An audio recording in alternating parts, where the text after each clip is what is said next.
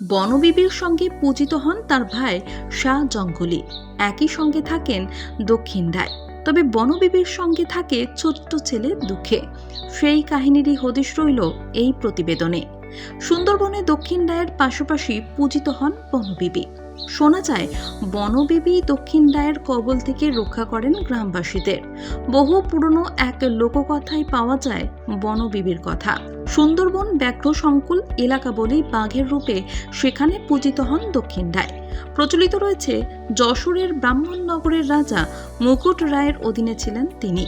কোনো কোনো জায়গায় অবশ্য দেবতার রূপেও দেখা যায় তাকে।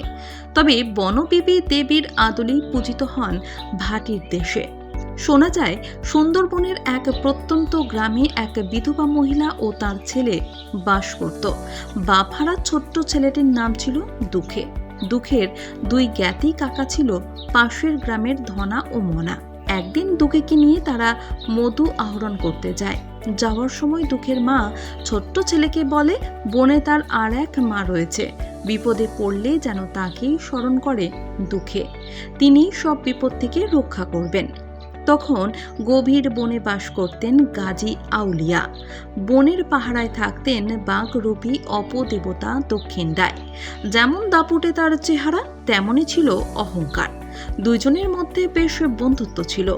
এদিকে মধু শিকারে এসে কাজে মন নেই দুঃখের। মায়ের জন্য সারাদিন তার মন কাঁদছে। কতক্ষণে মায়ের কাছে ফিরে যেতে পারবে সেই কথাই ভেবে চলেছে অনবরত। এমন সময় এক রাতে দক্ষিণদায় ধনা মনার স্বপ্নে এলেন। মধু ও প্রচুর ধনসম্পত্তির আশীর্বাদ দিলেন তাদের। তবে শর্ত রাখলেন দুঃখেকে উৎসর্গ করতে হবে তাঁর কাছে, নইলে নৌকা ডুবিয়ে দেবেন। ধনামনা এক বাক্যে মেনে নিল দক্ষিণদায়ের আদেশ। পরের দিনই এক পরিত্যক্ত দ্বীপে দুঃখেকে ছল করে একা ফেলে আসা হলো। সরল দুঃখে বুঝতে পারল না সবটা। তখন হঠাৎই মনে পড়ল তার মায়ের বলা কথা। বনে দুঃখের আর এক মা রয়েছে। কাঁদতে কাঁদতে সেই মাকে স্মরণ করলো দুঃখে। দুঃখে স্মরণ করতেই তার সামনে এসে দাঁড়ান এক অপরূপ সুন্দরী দেবী। এক হাতে তার খোলা ধারালো তলোয়ার। তিনি বনবিবি, সুন্দরবনের ত্রাণ করতে। দুঃখেকে কোলে তুলে নিতেই সে কাঁদতে কাঁদতে সমস্ত ঘটনা জানালো বনবিবিকে। সব শুনে রাগে ফেটে পড়লেন বনবিবি।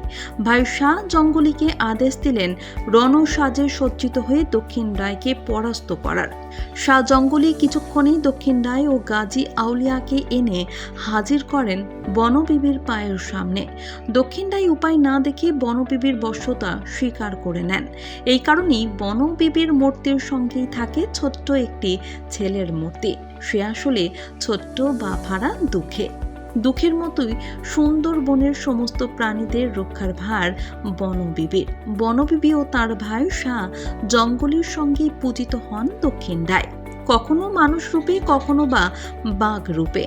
দুঃখের উপস্থিতি ও শাহ জঙ্গলের আক্রমণাত্মক রূপ আসলে এই গাথার কথাই মনে করিয়ে দিতে চায়।